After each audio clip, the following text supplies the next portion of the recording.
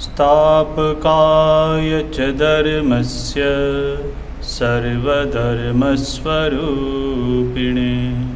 अवतारवरिष्ठाय रामकृष्णाय ते नमः। जननीं शारदां देवीं रामकृष्णं जगद्गुरुं पादपद्मे तयो श्रित्वा प्रणमामि मुहुर्मुहुः। नमस्तेऽतिराजाय विवेकानन्दसूरे सच्चित्सुखस्वरूपाय स्वामिने तापहारिणे।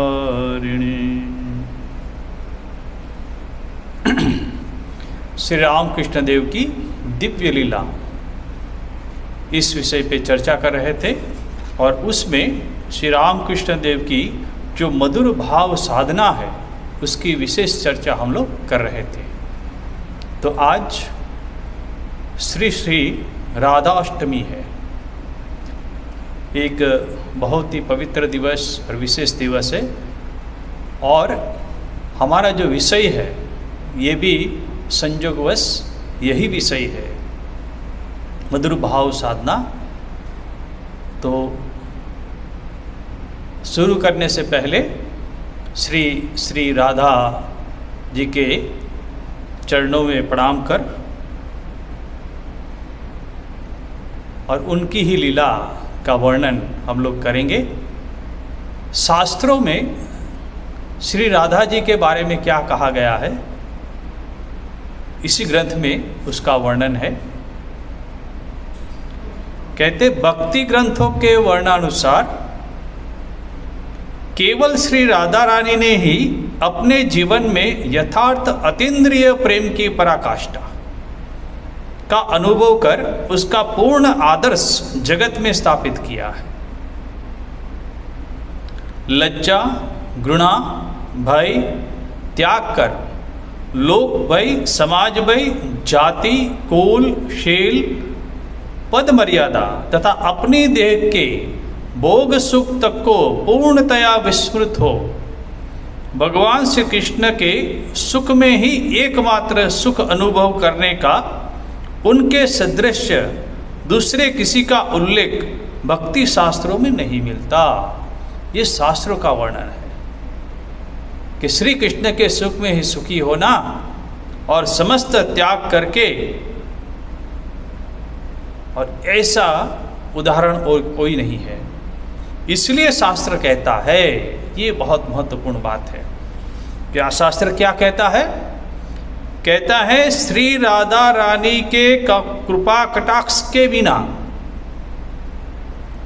श्री राधा रानी के कृपा कटाक्ष के बिना जगत में भगवान श्री कृष्ण का दर्शन मिलना, राधा रानी की कृपा कटाक्ष न हो तो कहते हैं भगवान श्री कृष्ण का दर्शन मिलना कदापि संभव नहीं है। ये भक्ति शास्त्र कह रहे हैं, कदापि संभव नहीं है। क्योंकि सच्चिदानंद घन विग्रह भगवान श्री कृष्ण श्री राधा रानी के प्रेम में सर्वथा आबद्ध रहकर, देखिए स्वयं परमेश्वर भगवान श्री कृष्ण श्री राधा रानी के प्रेम में सर्वथा आबद्ध रहकर उन्हीं की इच्छा अनुसार, किसकी? श्री श्री राधा रानी की इच्छा अनुसार भक्तों की मनो अभिलाषा को पूर्ण कर रहे हैं। अब कल्पना कीजिए, इसलिए कोई कोई भक्त जो वृंदावन बांके बिहारी जी के दर्शन करने से पहले श्री श्री राधा जी के दर्शन करते हैं, बरसाना जाके श्री श्री राधा रानी के दर्शन करने के बाद भगवान श्री कृष्ण के दर्शन करते। क्यों? राधा रानी के कृपा कटाक्ष के बिना क्या कहा? भगवान श्री कृष्ण का दर्शन मिलना कदापि संभव नहीं है। ये भक्ति शास्त्र की बात है। और वही भगवान श्री कृष्ण सर्वथा आबद्ध रह के, किसमें? श्री राधा रानी के प्रेम में सर्वथा आबद्ध रह के उन्हीं की इच्छा अनुसार भक्तों की मनोअभिलाषा पूर्ण करते हैं। ये बहुत बहुत महत्वपूर्ण बात है। और आज वही श्री श्री राधाष्टमी है और हम सब मिलके श्री श्री राधा रानी के चरणों में प्रणाम करके उनकी कृपा कटाक्ष को प्राप्त करने के लिए उनसे ही प्रार्थना करेंगे कि श्री कृष्ण का दर्शन हमको हो, उन्हीं का आशीर्वाद हम सभी लोग प्राप्त करें।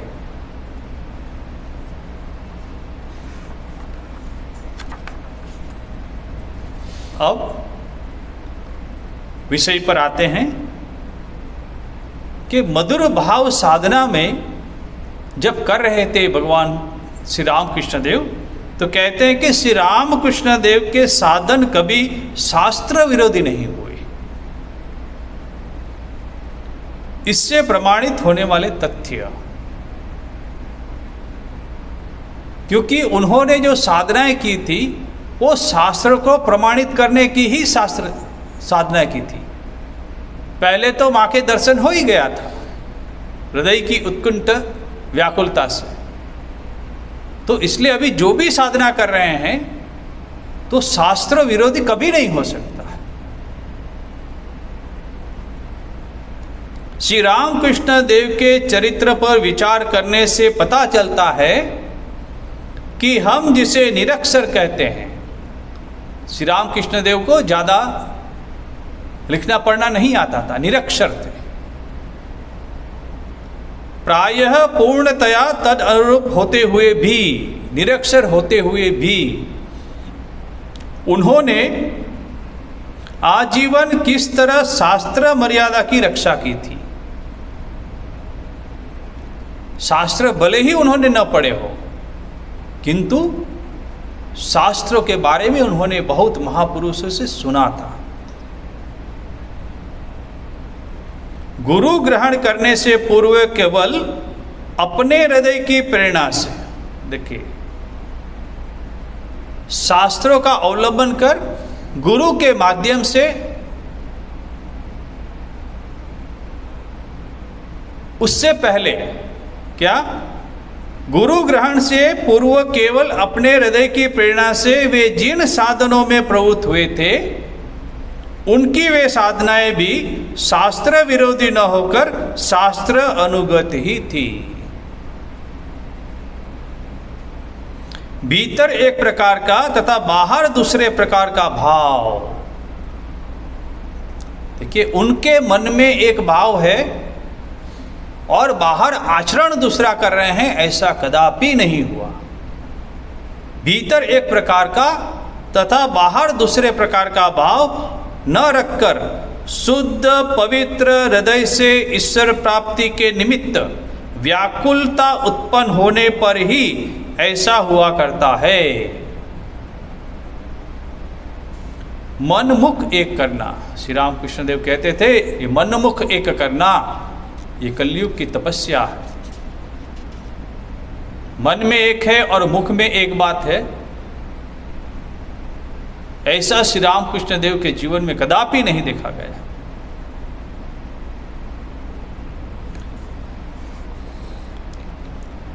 ईश्वर प्राप्ति के निमित्त व्याकुलता उत्पन्न होने पर ही ऐसा हुआ करता है। इसके द्वारा हमें इसी बात का स्पष्ट परिचय मिलता है। घटना का ऐसा होना विचित्र नहीं है, क्योंकि थोड़ा विचार करने से ही पता चलता है कि शास्त्र समूह की रचना इसी रूप में हुई है। सत्य वस्तु को प्राप्त करने के लिए महापुरुषों की चेष्टा तथा उपलब्धियां ही बाद में लिपिबद्ध होकर, शास्त्र है क्या? शास्त्र बोले पूर्व में कोई महापुरुष, ऋषि, साधक, उन्होंने कोई एक चेष्टा की थी ईश्वर को प्राप्त करने की, और उनमें जो उन्होंने उपलब्धियां प्राप्त की थी और उस उपलब्धियों को प्रमाणिकता प्राप्त होने के बाद उसको जो लिपिबद्ध किया है, चेष्टा तथा उपलब्धियां ही बाद में लिपिबद्ध होकर शास्त्र के रूप में परिणत हुई है। शास्त्र कहां से आया है?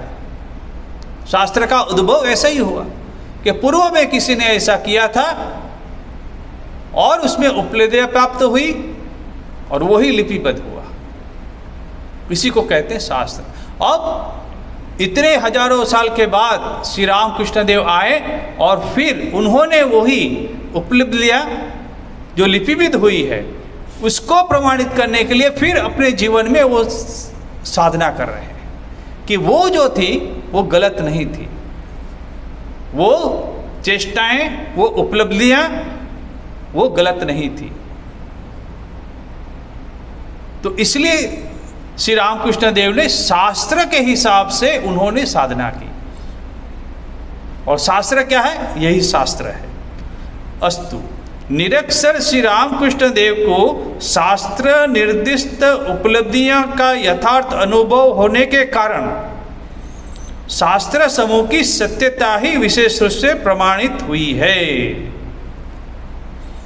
शास्त्र निर्दिष्ट जो उपलब्धियां हैं, उन्होंने तंत्र साधना की, उसमें शास्त्र में जो जो पद्धतियां हैं भैरवी ब्राह्मणी ने उन्होंने कराई और जो उन्होंने जो उपलब्धियां प्राप्त की वो अक्षरशः वो शास्त्रों में जो वर्णित है ठीक वो ही है।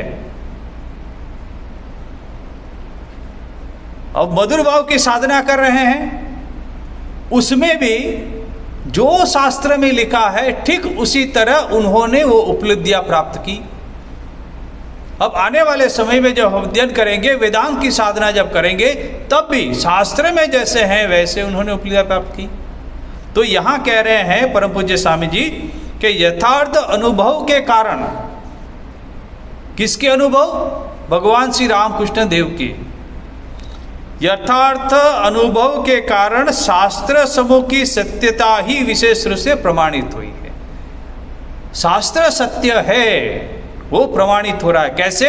बोले भगवान श्री रामकृष्ण देव ने अपने जीवन की प्रयोगशाला में प्रयोग करके उसको परिणाम सत्य है वो पुरवार कर दिया।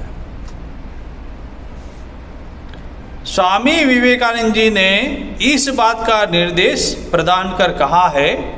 अब स्वामी जी क्या कह रहे हैं श्री रामकृष्ण देव के बारे में? कह रहे हैं शास्त्रों की सत्यता को प्रमाणित करने के लिए ही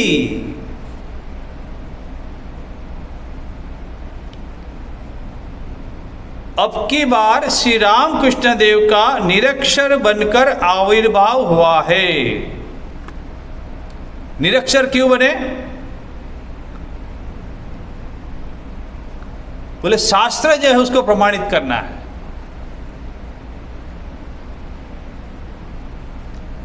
ये बहुत ही महत्वपूर्ण बात है कि पढ़े लिखे होने से सो नहीं होगा, मगर मैं कुछ नहीं जानता हूं, मैं निरक्षर हूं। और निरक्षर होने के बाद जो साधनाएं की तो कैसे की? बोले शास्त्र में जो लिखा है, मैंने जो सुना है, और गुरु के वाक्य, गुरु के मार्गदर्शन के अंदर जो मैंने शास्त्र की हिसाब से जो साधना की है और जो उपलब्धियां प्राप्त की है, इससे क्या हो रहा है? बोले शास्त्र प्रमाणित हो रहे हैं। मैं पढ़ा लिखा हूं, मैं अपनी बुद्धि के द्वारा, मैं अपनी कुशलता के द्वारा साधना करके मैंने ये किया नहीं, मैं एकदम निरक्षर हूं। और मेरा आधार क्या है? बोले पूर्व में जो किसी ऋषियों ने, किसी साधक ने चेष्टा की, उपलब्धियां प्राप्त की, उसी को मैं फिक्र कर रहा हूं। तो शास्त्र प्रमाणित हुए, मैं नहीं। इसलिए बोले निरक्षर हो गए। स्वामी विवेकानंद इसलिए कह रहे हैं कि इसलिए निरक्षर बनकर आविर्भाव हुआ है।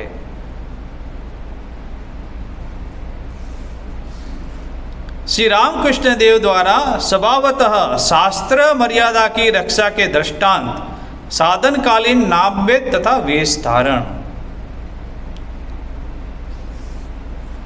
स्वभावतः शास्त्र मर्यादा की रक्षा के दृष्टांत स्वरूप विशेष विशेष भावों की प्रेरणा से श्री रामकृष्ण देव के विभिन्न वेश धारण करने की बातों का हम यहाँ उल्लेख कर सकते हैं।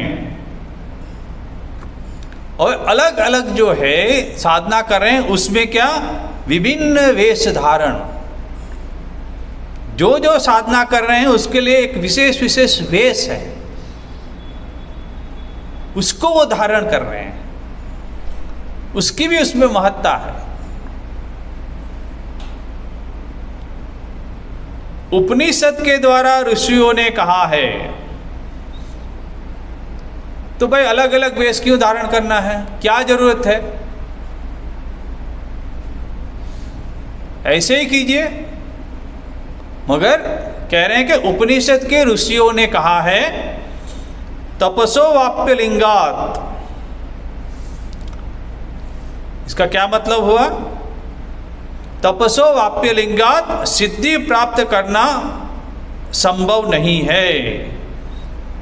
तो ये श्लोक जो है मुंडको उपनिषद में जाते हैं, उसका अर्थ ये है कि संन्यास के लिंग या चिन्ह यथा गैरिक आदि, संन्यास के लिंग तथा चिन्ह धारण किए बिना केवल तपस्या के द्वारा आत्मदर्शन नहीं होता। वो संन्यास का जो वेश है वो भी धारण करना पड़ेगा। तपसो वाप्य लिंगात। श्री रामकृष्ण देव के जीवन में भी हमें यह देखने को मिलता है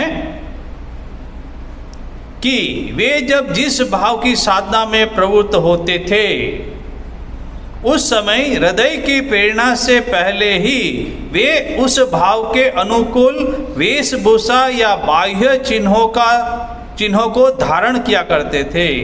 हृदय की प्रेरणा से जो भी साधना कर रहे हैं तो अंदर से ही उनको एक प्रेरणा मिलती थी और उस हिसाब से वो वेश धारण करते थे।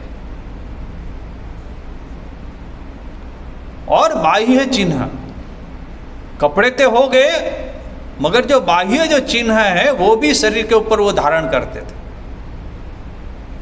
ये वेशभूषा बहुत ही महत्व, ये तो साधना की बात है। हम व्यवहारिक जीवन में भी हम ऐसे ही देखते हैं। जैसे ट्रैफिक पुलिस है, अब इतनी सारी गाड़ियां आ रही है जा रही हैं, तो ट्रैफिक पुलिस सिर्फ ऐसे हाथ दिखाते हैं और गाड़ियां रुक जाती है, और दूसरे हाथ से ऐसा करते हैं तो गाड़ियां चल पड़ती है। क्यों? कोई भी सामान्य आदमी ऐसा कर सकता है? नहीं। क्यों? उसने क्या किया था? ऐसा वेश धारण किया है। ट्रैफिक पुलिस का जो यूनिफॉर्म है उसने वो वेश धारण किया है, इसलिए लोग उसकी आज्ञा का पालन कर रहे हैं।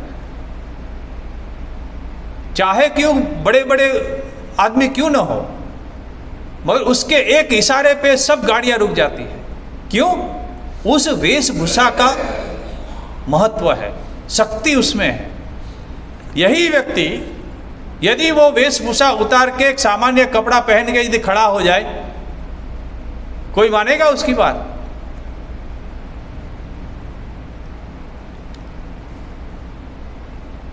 किसी में भी लीजिए आप, पुलिस में दीजिए, पुलिस यदि अपना यूनिफॉर्म उतार के वेशभूषा उतार के यदि कुछ करे, कोई मानेगा? ऐसी अनेक उदाहरण है। स्कूलों में बच्चे का यूनिफॉर्म होता है, तो वेशभूषा बहुत ही महत्वपूर्ण बात है, उसकी भी एक शक्ति है। इसलिए कहते हैं कि हृदय की प्रेरणा पहले से ही श्री रामकृष्ण देव को वो प्रेरित करती है। क्या प्रेरित? उस भाव के अनुकूल वेशभूषा या बाह्य चिन्हों को धारण किया करते थे। जैसे अब उदाहरण दे रहे हैं, मातृभाव में सिद्धि प्राप्त के निमित्त उन्होंने रक्त वस्त्र, विभूति, सिंदूर तथा रुद्राक्ष आदि धारण किए थे। जैसे जैसे भैरवी ब्राह्मणी ने उनको बताया, मार्गदर्शन किया कि आपको ऐसी वेशभूषा धारण करनी पड़ेगी तंत्र साधना करने के समय, मगर श्री रामकृष्ण देव ने ना नहीं कहा कि नहीं, उसकी क्या आवश्यकता है, हम तो ऐसे ही कर सकते। मगर उन्होंने जैसे शास्त्र में लिखा है उस शास्त्रों की मर्यादा को पालन करते हुए उन्होंने वेश धारण किए। रक्त वस्त्र, विभूति, सिंदूर और रुद्राक्ष आदि। वैष्णव तंत्रोक्त भाव के साधन के समय, अब दूसरा जब साधना कर रहे हैं वैष्णव तंत्र की, तो उस समय उस प्रकार के साथ वेश धारण करें। तो साधना के समय गुरु परंपरा प्रसिद्ध भेक, त्यागी वैष्णव वेश, त्यागी वैष्णव वेश है, उसको नाम है भेक। तो भेक या तद अनुकूल वेश धारण कर, और भी क्या धारण किया, भेक तो धारण किया, और क्या धारण किया, श्वेत वस्त्र, श्वेत चंदन, तुलसी की कंठी आदि से उन्होंने अपने अंग को विभूषित किया था। वैष्णव की साधना कर रहे हैं तो श्वेत वस्त्र, श्वेत चंदन, तुलसी की कंठी। वेदांतोक्त अद्वैत भाव में सिद्धि होने के लिए, अब देखिए जब तोतापुरी जी आए थे, जब वेदांत की साधना करवा रहे थे, तब अद्वैत भाव में सिद्धि होने के कारण उन्होंने शिखा सूत्र परित्याग कर, शिखा रखी थी वो भी उन्होंने कटवा ली, शिखा सूत्र परित्याग कर काषाय वस्त्र धारण किया था, संन्यास का जो गेरुआ वस्त्र है वो भी धारण किया था। क्यों? वेदांत की साधना भी करेंगे, उसके लिए यह आवश्यक है। क्यों? शास्त्रों में कहा गया है, इसलिए शास्त्रों की मर्यादा की रक्षा। जिस प्रकार विभिन्न पुरुष भाव के साधनों के समय उन्होंने विविध पुरुष वेशों को धारण किया था, अब ये साधना में तो पुरुष वेश धारण करना है, किंतु उसी प्रकार स्त्री जनोचित भावों के साधन काल में स्त्रियों की वेशभूषा। अब दूसरी साधना ऐसी है जिसमें अपने आप को स्त्री मानना है, उस भाव में रहना है, तो स्त्रियों की वेशभूषा, पुरुष शरीर रहते हुए भी उस साधना को करने के लिए पुरुष शरीर रहते हुए भी स्त्रियों की वेशभूषा के द्वारा अपने को सुसज्जित करने में भी वे संकुचित नहीं हुए थे।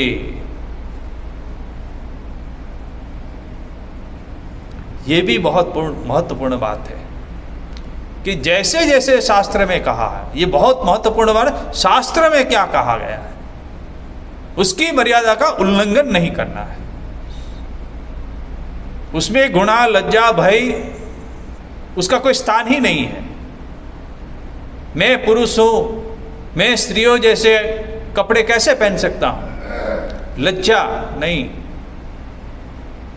यदि साधना करना है तो ये सब त्याग करना पड़ेगा, लज्जा को।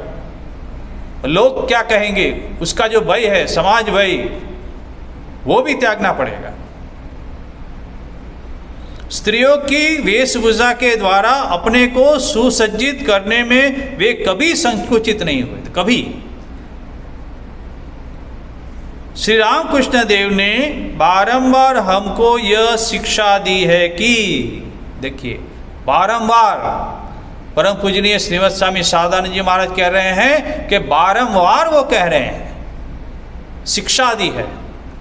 क्या कह रहे हैं? घृणा, लज्जा, भय तथा जन्मगत जाति, कुल, शील आदि अष्टपाशों का त्याग किए बिना यदि आप ईश्वर के दर्शन चाहते हैं, यदि सच्चे साधक होना चाहते हैं, तो गुणा, लज्जा, भय तथा जन्मगत जाति, कुलशील आदि अष्टपाशों का त्याग के बिना कोई कभी ईश्वर को प्राप्त नहीं कर सकता। सीधी बात एकदम।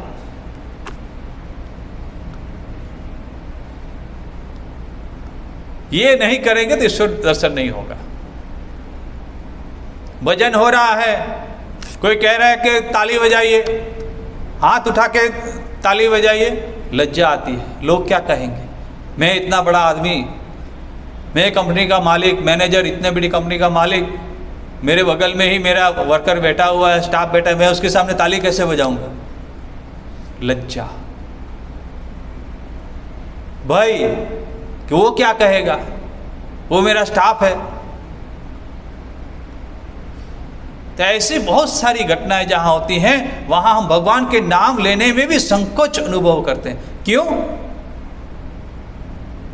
मैं क्या हूं, मेरी प्रतिष्ठा है समाज में, लोग क्या कहेंगे। मैं दोनों हाथ उठा के नाचूं, हरिनाम संकीर्तन करूं उच्च स्वर से। श्री श्री चैतन्य देव ने कहा हरिनाम जप, भगवान का नाम का जप और उच्च स्वर से संकीर्तन, ये दो मार्ग उन्होंने बताए। मगर हमारे सामने वो दीवाल आ जाती है, वो दीवाल को हम कभी पार नहीं कर सकते। कौन सी दीवाल? ये लज्जा, भय, घृणा, लोग क्या कहेंगे,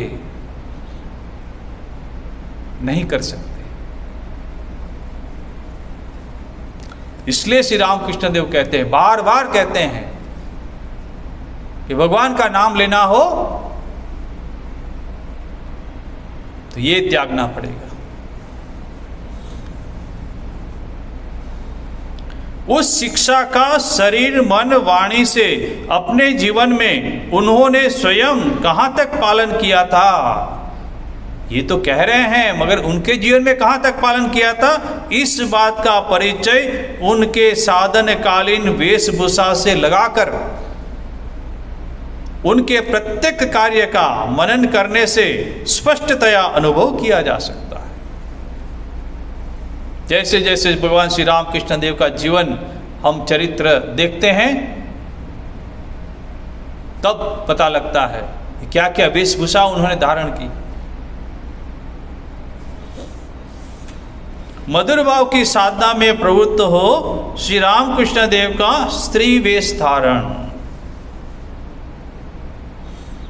मधुर भाव की साधना में प्रवृत्त हो श्री रामकृष्ण देव स्त्री जनोचित वेशभूषा धारण करने के लिए व्यग्र हो उठे थे।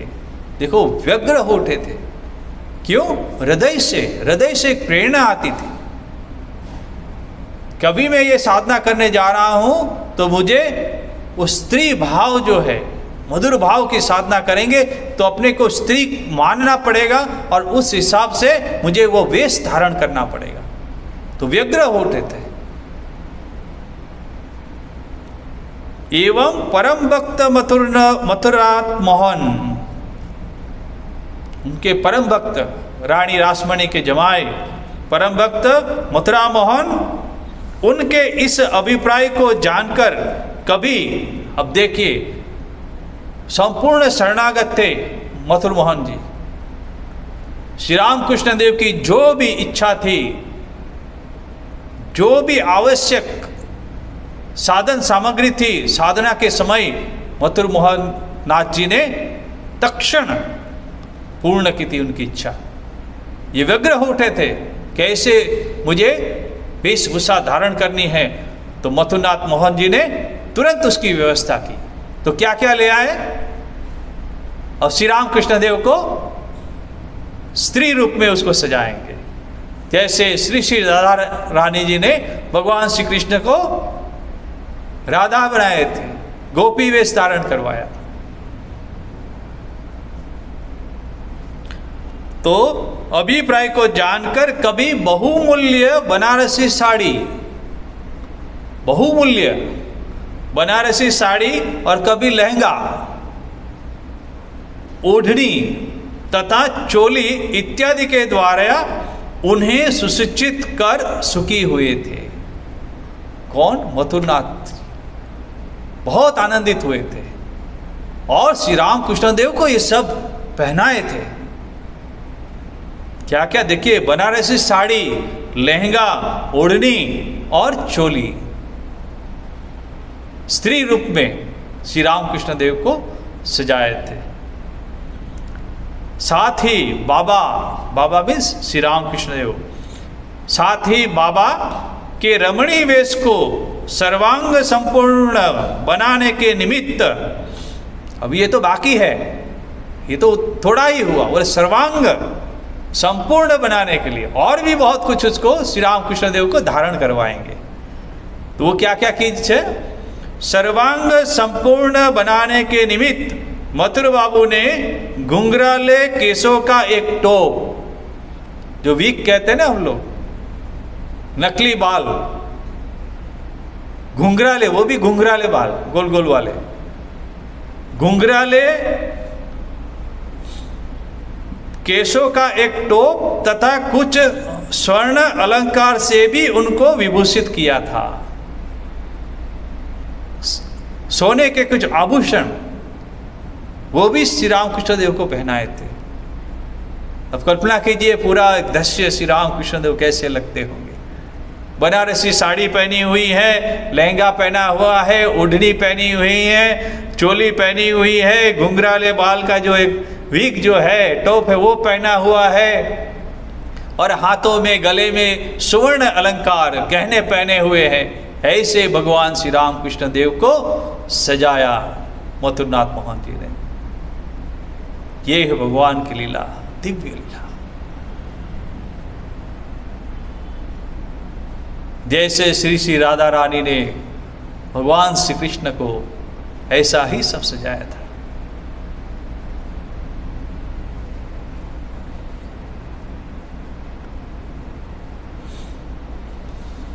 हमने विश्वस्त सूत्रों से सुना है कि, देखिए कहां से सुना है, बोले विश्वस्त, ऐसे बात नहीं कि हम ऐसे अपने मन से कह रहे हैं।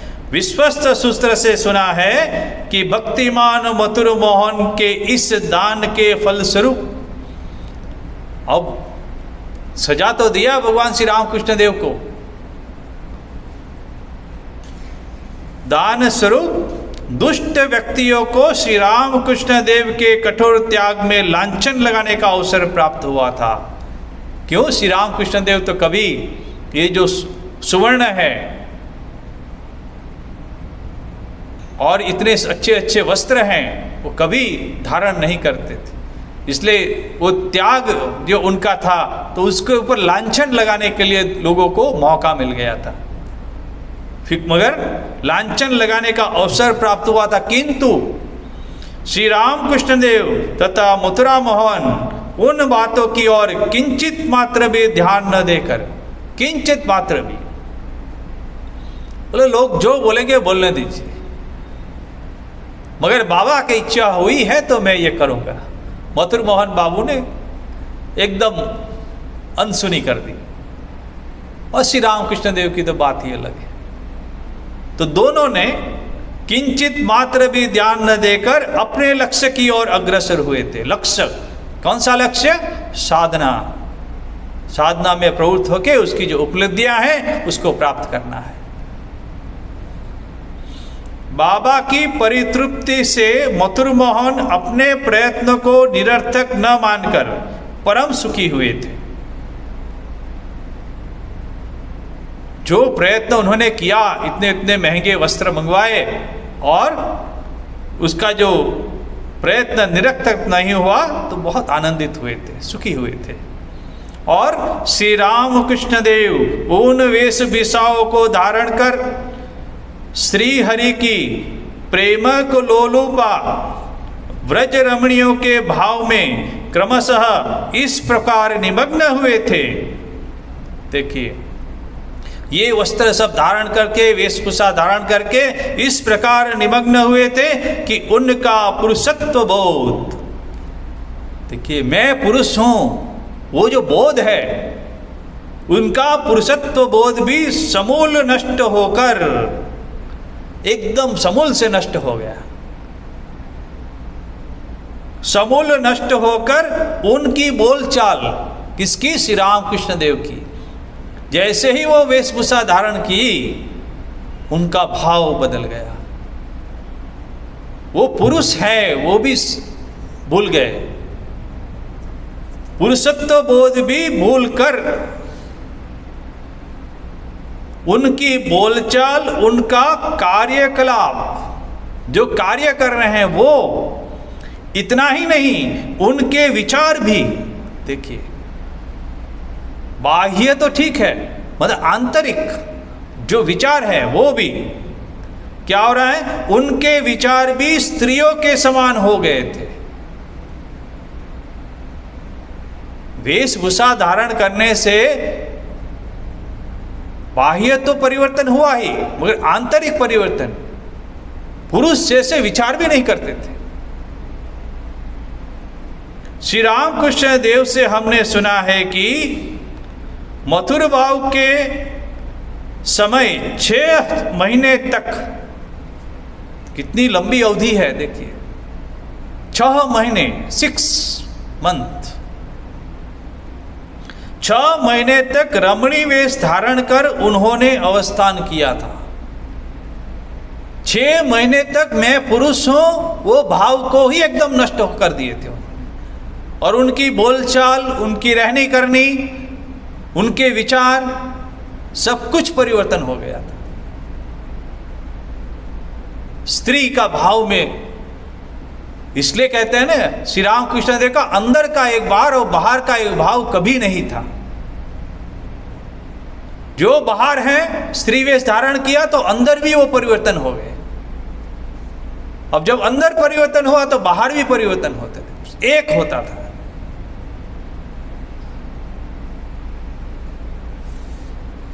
स्त्री वेश के ग्रहण करने से श्री रामकृष्ण देव का प्रत्येक आचरण स्त्री जाति की भांति होना, प्रत्येक आचरण।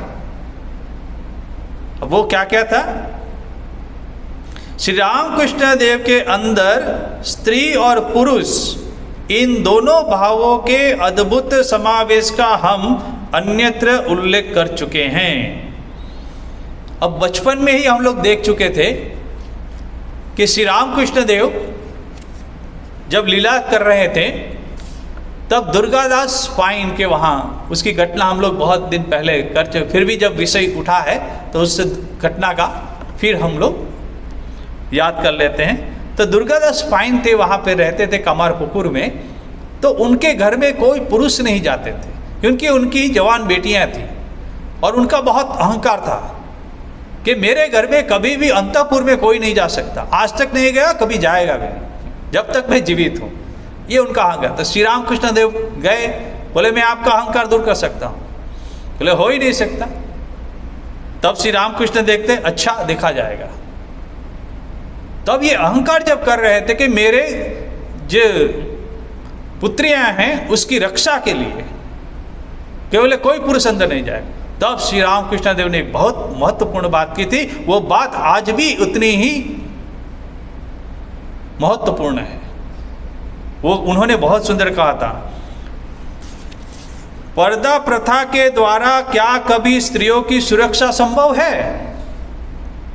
आप अपनी पुत्रियों को, स्त्रियों को घर में रख देते हैं पर्दे के पीछे, उससे क्या स्त्रियों की सुरक्षा संभव है? फिर कह रहे हैं अच्छी शिक्षा, नंबर 1, अच्छी शिक्षा तथा देव भक्ति के प्रभाव से ही वे सुरक्षित रहती है। देखिए ये बात आज भी इतनी ही प्रासंगिक है।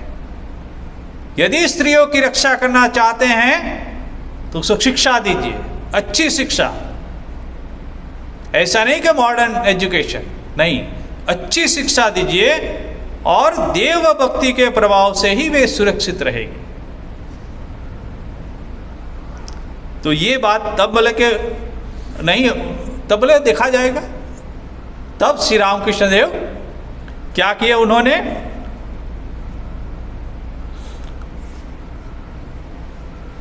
मोटी तथा मैली साड़ी एवं चांदी के गहने पहनकर कौन बच्चा है, गदाधर है, तब श्री राम कृष्ण गदाधर कहते थे, गदाए।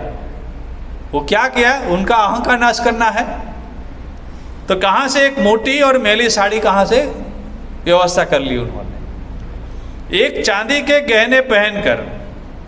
अब चांदी का गहना भी कहाँ से ले आए, अब छोटे बच्चे थे तो कहाँ से उठा के ले आए।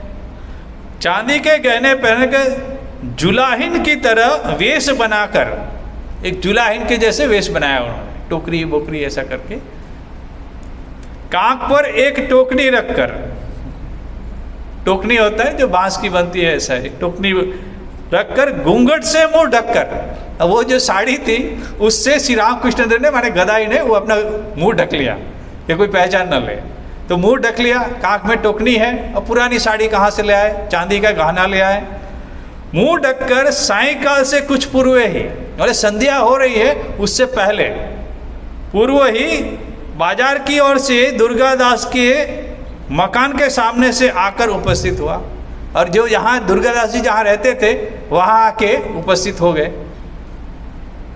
अब ये कहाँ से आए थे, बोले पूरे कांवरपुकुर का जो मार्केट था, जो बाजार था, वहाँ से चलते हुए दुर्गादास के घर में आए थे।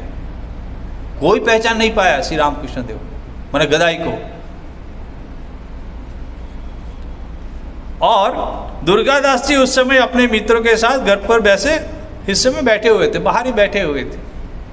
अब तब देखा रमणी वेशधारी गदाधर ने अपने आप को एक जुलाहिन बताया। वो पूछा दुर्गादास जी तुम कौन हो, बोले वे जुलाहिन। क्या करती हो, तो बोले सूत बेचने के निमित्त बाजार में आकर। बोले मैं तो सूत बेचने आई थी और बाजार में, और क्या हुआ, बोले मेरी जो सहेलियां थी मैं बिछड़ गई, खो गई।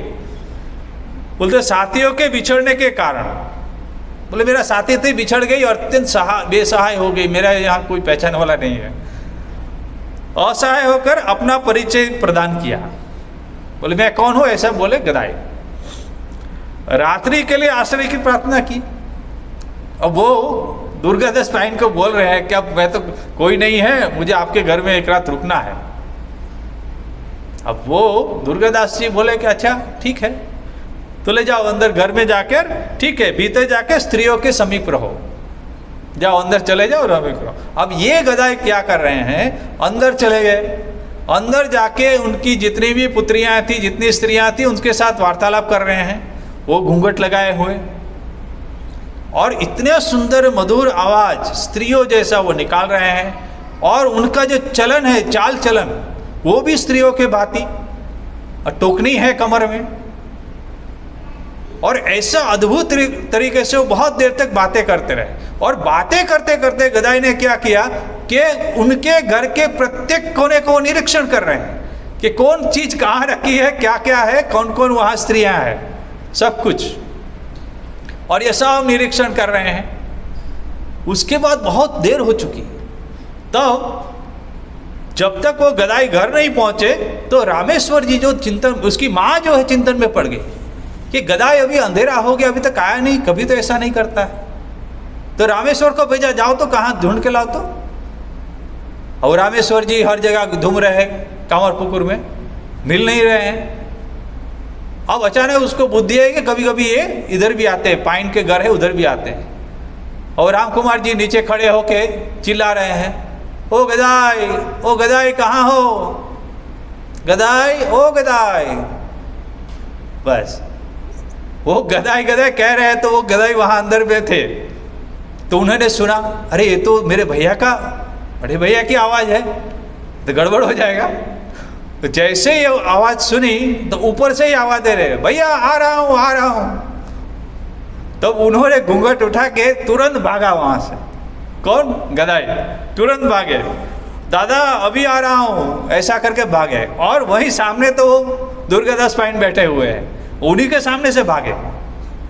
तब दुर्गादास पाइन जो है बहुत गुस्सा हुए पहले थे, और मगर गदाई का जो ये आचरण, ये जो व्यवहार देख के फिर वो हंसने लगे, और फिर उनका भी अहंकार चूर्ण हो गया।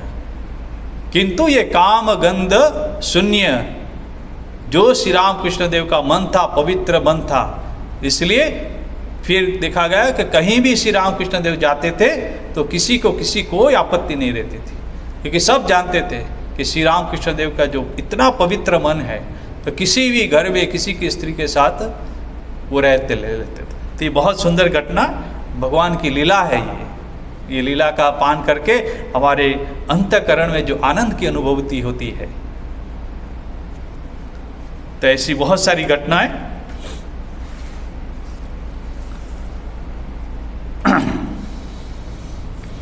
तो मथुरनाथ ने ये सब सजा के उन्होंने किया। तो 6 महीने तक वो ऐसे रहे थे। अब स्त्री वेश के कारण श्री रामकृष्ण देव का प्रत्येक आचरण स्त्री जाति के भांति होता था।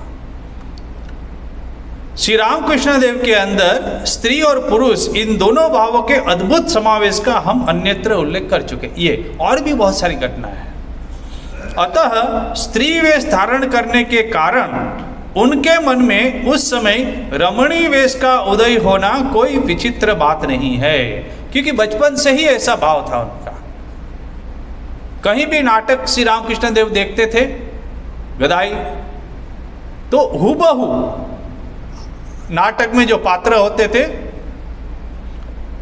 उसका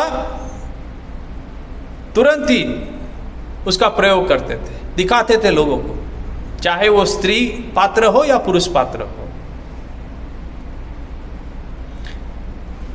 किंतु उस भाव की प्रेरणा से उनका वार्तालाप, चलना फिरना, हास्य, कटाक्ष, किस भाव बोले? स्त्री भाव। उनका वार्तालाप, चलना फिरना, हास्य, कटाक्ष एवं शरीर मन का प्रत्येक आचरण आदि बिल्कुल स्त्रियों जैसे होने लगेंगे।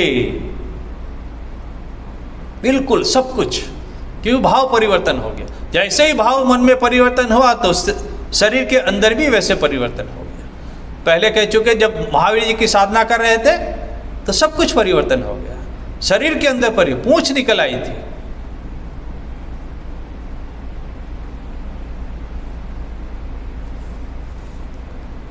बिल्कुल स्त्रियों के जैसे होने लगेंगे, इसकी कभी किसी ने कल्पना तक नहीं की थी। बोले सिर्फ बोले स्त्रियों का वेशभूषा धारण करने से पूरा बदल जाने से किसी ने कल्पना तक नहीं थी। ऐसा असंभव है।